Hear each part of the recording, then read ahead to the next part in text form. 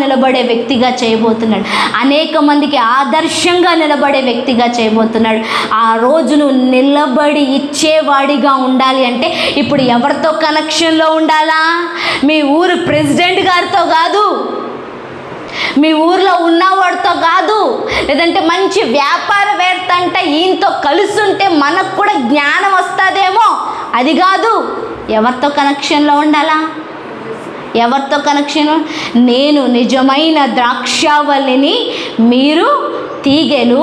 మీరు నా యందు నిలిచి ఉండిన ఎడల మీరు బహుగా ఫలించెదరు.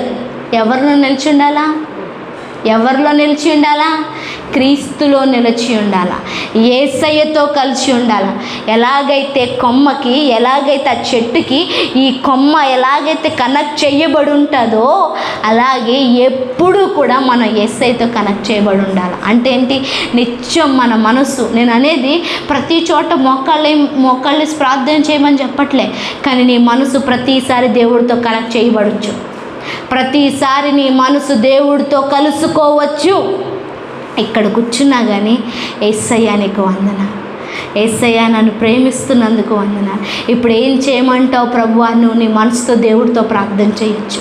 నువ్వు అంట్లు తోముతున్నా, లేకపోతే వంట చేస్తున్నా, బైక్ డ్రైవ్ చేస్తున్నా కానీ యేసయ్యతో మాట్లాడచ్చు. యేసయ్యా ఇప్పుడు ఏం చేయమంటారు? ఇప్పుడు వెళ్తున్నాను కదా, ఆ వ్యక్తి